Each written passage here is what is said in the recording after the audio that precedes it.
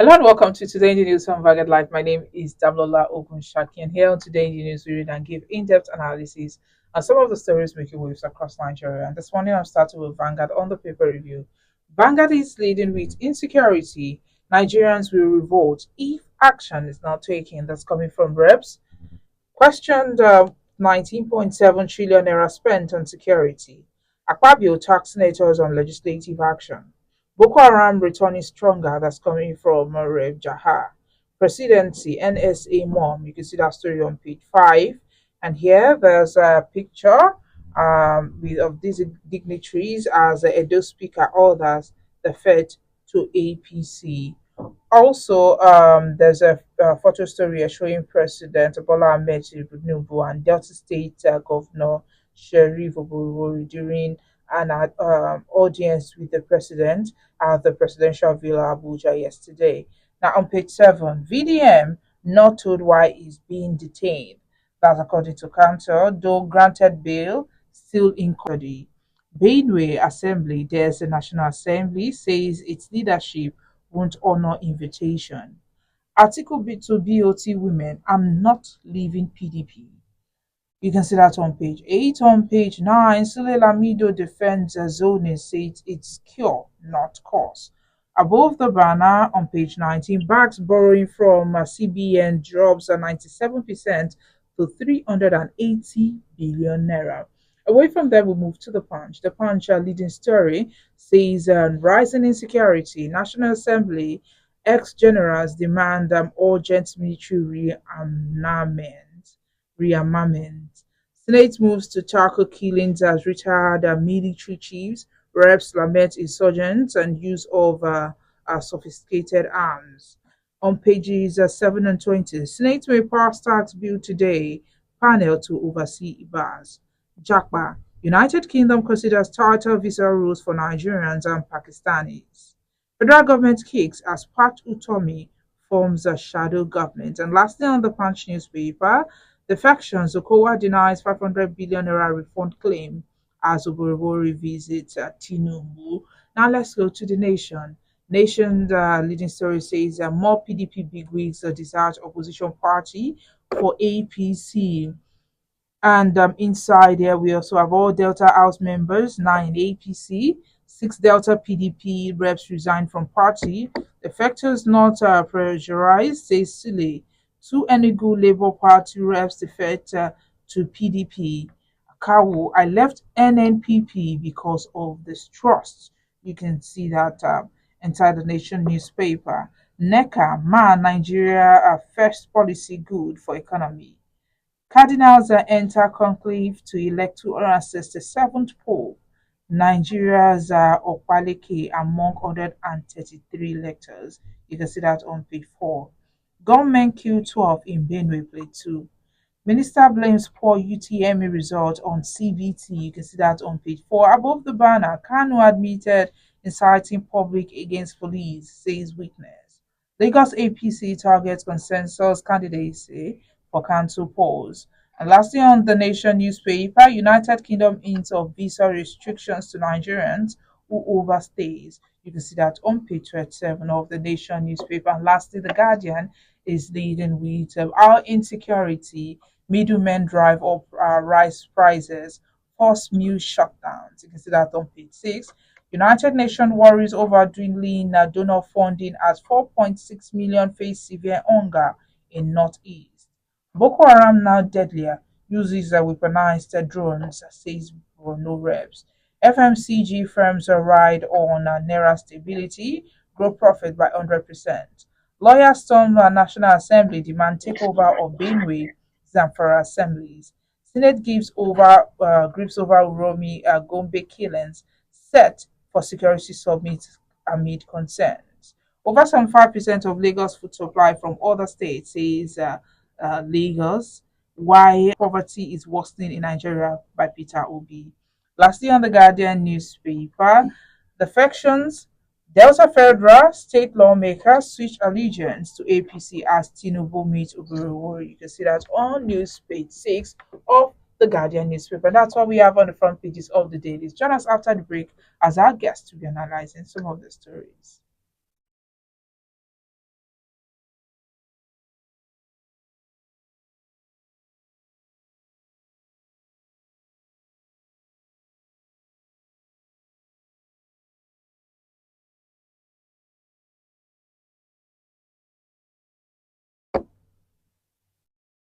Welcome back. If you're just joining me, this is Today the News on Vanguard Live. My name is Damola Ogunshaki, and joining me to analyze some of the stories on the front pages this morning is Mr. Gberu Olajuibe. He's Executive Director of Emergency and Risk Alert. Good morning, Mr. Gberu. Good morning. Yeah, thank you for joining us. Now, the House of Representatives yesterday warned of citizens' revolt if the federal government failed to address insecurity in the country, which has been on the upswing in the last few days. This also came on a day Senate President Godswill Akpabio told his colleagues that the insecurity and state of the nation's economy are stretching the patience and resilience of Nigerians to the limit. He asked them to respond with legislative actions. What do you think about this? Well, I don't know how they're going to legislate longer out. How are they going to legislate insecurity out of the country that is having leadership that is not given attention, deservable attention to the challenge of security that we have across the country. You can see how terrorists are spreading across the country. Recent reports about this state can be so scary, yes, that the large areas in Kogi State have been occupied by terrorists in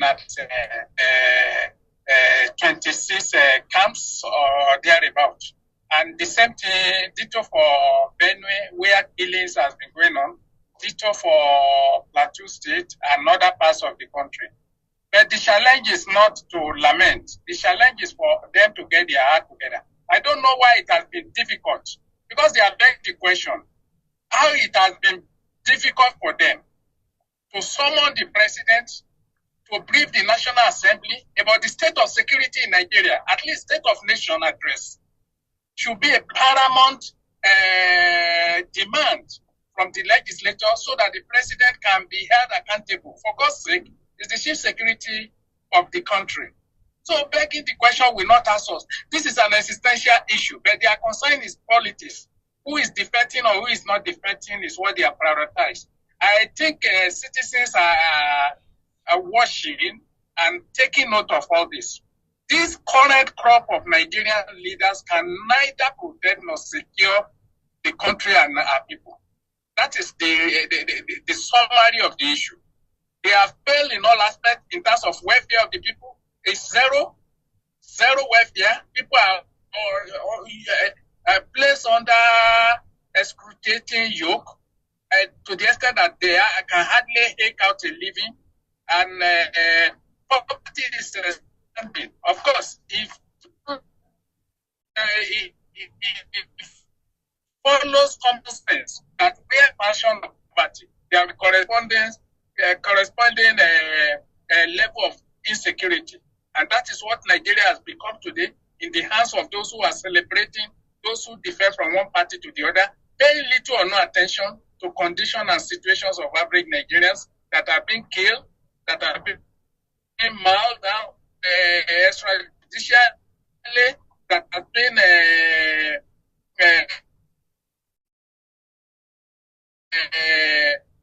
destroyed from one state to the other. So there is much going on in Nigeria, but with little attention paid by the president who is chief, he has the responsibility to protect. That is why you have other instruments of ensuring that this happens. Particularly, not only the security architecture. When they want to talk about security architecture, I don't think they know what they mean by that. They always look at Navy, Army, and Air Force, and possibly paramilitary, civil defense, police, and everything. That is not the sufficient one. The sufficient one is to prioritize the welfare of the people, to give maximum attention to human security in the country. Human security this way means responding to hunger in the land by ensuring that people don't go to bed hungry, by ensuring that young people, massive population of young people are engaged and employed.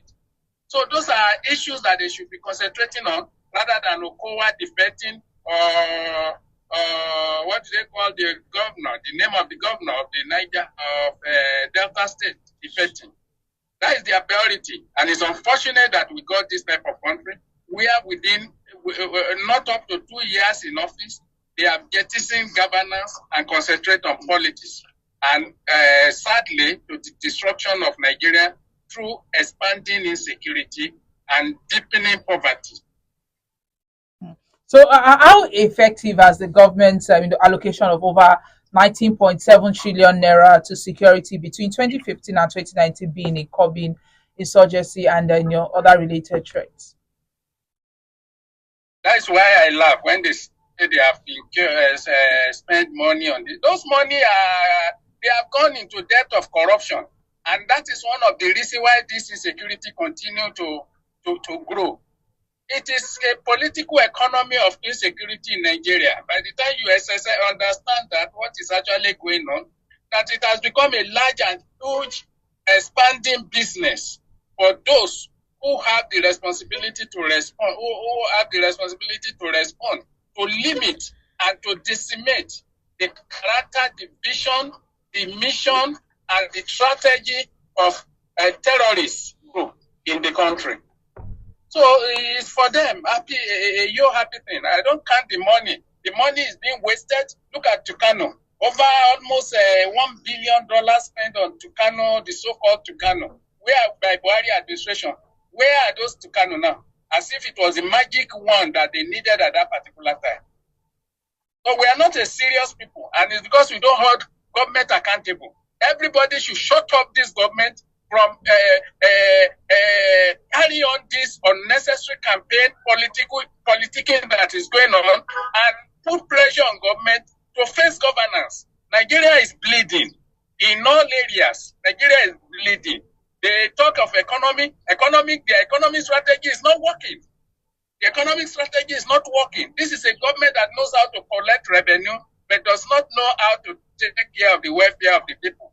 This is a government that knows how to collect taxes, but cannot respond to threat to the nation itself, threat to the geographical to the geographical boundary of the country, threat to national to territorial integrity of Nigeria, threat to the person and people of the Federal Republic of Nigeria.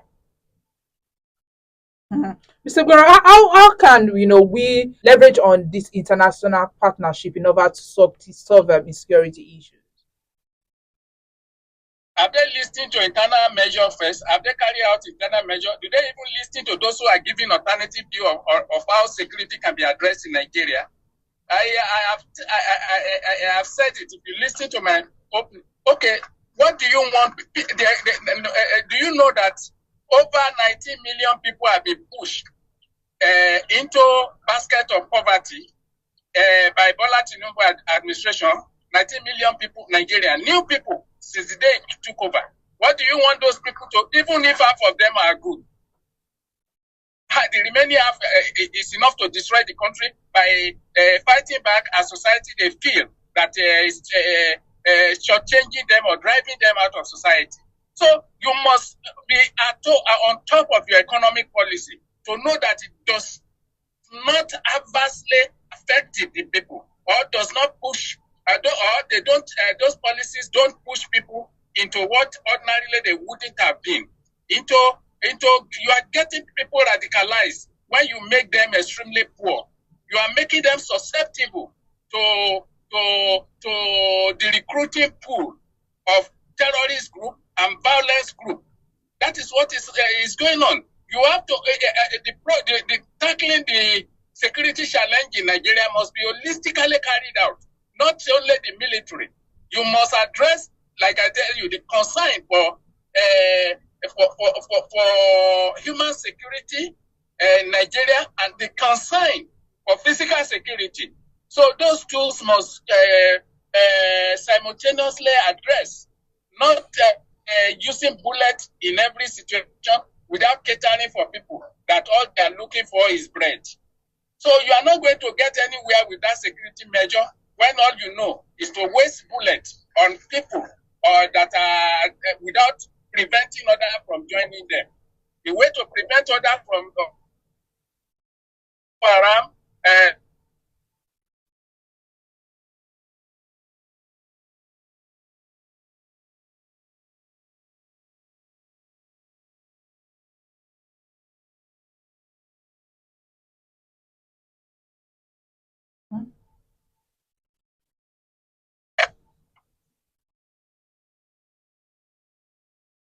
Hello, sir. Can you hear me now? Can you hear me?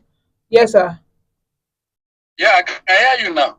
I was talking of giving attention to young people, crop of young people coming out of school without job, without this thing. If you don't do that, you have enough reservation for future violence, for future crime, for future radicalization, and even present radicalization, because you make them susceptible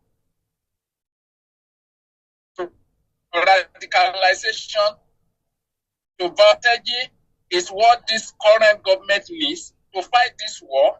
You can't be embracing recklessly politicking and politics to the detriment of the welfare and security of your people. They can't go together. All right, let's move away from that. The Federal High Court in Abuja yesterday heard how the leader of the indigenous people of Biafra, IPOB, Kanu, admitted operating an illegal radio station and inciting the public to attack public officers. What do you think about this admission? That is the part. It's even linked with the issue of security we are talking. Any problem you can solve politically, please solve it. This country is having more than enough problem. In this Kanu and the East, Southeastern, I have given direction on how it can be solved politically.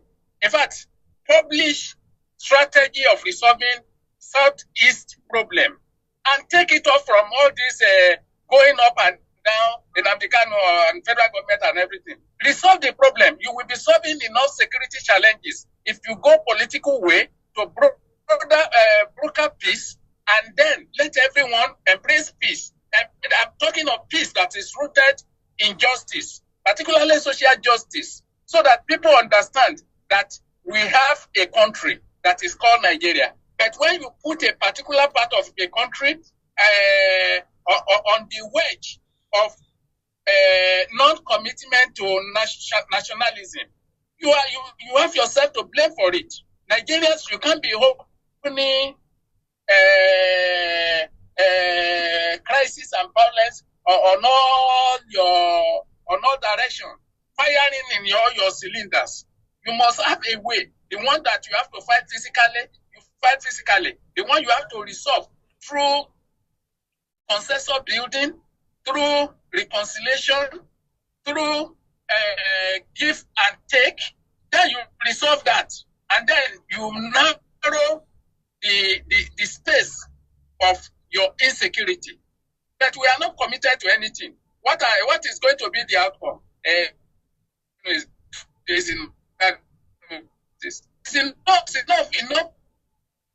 It's enough. We should solve problems. Leaders are elected and less soft. So let us think out of the box how we can resolve the one that we are. Do you know how many people that have lost their life because Nnamdi Kanu has been detained in the East? Do you know how the crisis and everything? Those lives will have been saved if we are thinking of a broader and wider sense of justice, and by taking the other route and not necessarily the legal route alone. So at the end of the day, even if are you saying it should be allowed to go? Hello? It's not about allowed to go. It's about making commitment. And what are people that cause war? When they come to a round table to address the war, even if you sentence Nnamdi Kanu to death today and they actually kill him, it's not going to bring back those that are being killed, but it can save further life loss if it is done with concession from both sides. It is not. Do you know how many Nigerians who are not even Igbo that have gone with this violence simply because they are moving from Port Harcourt to Aba or elsewhere? Do you know the quantum of economy that has been lost because of shutting down Monday in the Southeast? So you are going to weigh your option as a table. And I want to ask you a question now. How many of the Boko Haram people have been brought to book? How many are in court now? Those that are killing every day, and yet you are doing nothing about that. And you can't stop it. And you can't protect or defend Nigeria. So I don't give a damn of what becomes of Nnamdi Kanu in the end. But what I give damn of is what becomes ordinary people that did not commit any sin, but that have to die because of indiscretion of what to do about the particular situation, a crisis situation. So that is my concern. It's not about Nnamdi Kanu. It's about other Nigerians that are recklessly being killed, recklessly being denied their means of livelihood, or even attending to their businesses in the southeast part of Nigeria, another part of Nigeria. So it's not even about him. Personally, I don't like his approach. I don't like him and everything. But you have to juxtapose it with everything that is going on in Nigeria. Which one have they solved now? Since didn't they say they killed Shekau? But many Shekau are arrested today. So what is the benefit of killing Shekau? If we can stop war, we should stop war rather than allowing to. There's nothing to prove. There's nothing to prove. And like the philosopher said, war, no violence. We answer the question of who is right. What they do is to answer the question of who is left. All right, still talking about the crisis in Nigeria currently, legal team of Mr. Martins, popularly known as Very Dark Man, has raised concern over EFCC failure to formally inform its client of any charges following his arrest on May 1st, 2025. I'm sure you've heard of it, and I'm sure you've also seen videos of those protesting and people clamoring on social media for the release of Very Dark Man, VDM. What do you think about this whole situation, the situation surrounding his arrest, let me just add, I feel that Nigeria is becoming a mob society. As a matter of fact, what happened to GTB amounted to jungle justice without finding out the issue, without any human being, any one of us, including the president, who I know will get his day, one day in court, must be held accountable for one action or the other that he commits, wrongly or rightly. We should be patient enough to listen to what has happened. If he has committed economic crime or financial crime, he should be held accountable, like any other one. Whether you are governor, whether you are president, whether it is me, whether it is any other person, that person should be held accountable. We should allow the system, but the system should not become tyrannical to the extent that is going to the purpose or the mission or the motivation is to emasculate the rights of an individual. So to that extent, Nigerians have not been, they have not done well, especially those who mobilized to protest against a man that is now literally and naturally innocent of what they are talking about. He was arrested for something else and not for what GTB did. So it's good that EFCC has admitted him to administrative bail. The condition has not been met, and if it's met, he should have his day in court. And that is my opinion about that. There must be end to lawlessness by any stretch in the country. So people should try to build a country that is operated by rule of law and not trump of man. But that is not to say, if there is a very good suspicion that somebody is being crucified for his opinion, for what he sold, for his opinion, for his view, particularly divergent view that is divergent from that of the state of the country, then we can together protest for the rights of such person to be respected. So to that extent, it is unfortunate that some people have recklessly participated in that jungle justice to GTB or whatever the bank is called, and to other part of national psyche. The problem now is that, okay, there is, he has been granted administrative bill. They should quickly meet up with the condition for the bill and for the bill, and then he should be released so that he can prepare to face the charges that the FCC might have against him. So there are three cardinal areas in the rule of law that we must continue to emphasize in Nigeria for the benefit of Nigeria. One is that supremacy of law. Law is supreme. Then equality before law, that we are all equal before law. And the third one is civil liberty. So we should engage with the three legs of rule of law so that we can have a society of sanity.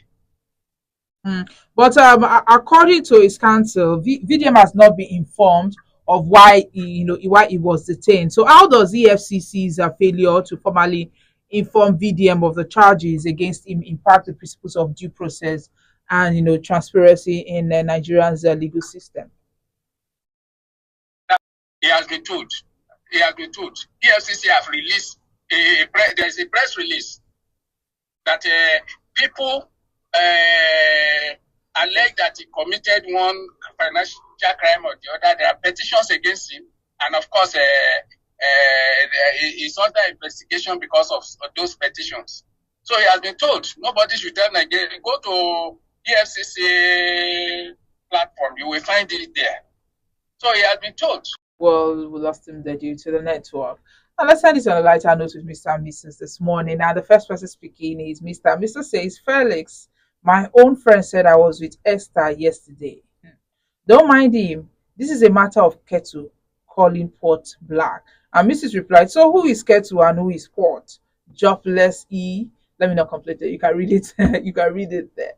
Well, this is what we have to draw the curtain today. My name is Demlola Okunshaki. Do want to like and follow us on all our social media platforms showing on your screen. You can also visit our website www.vanguardngr.com. Have a lovely Wednesday.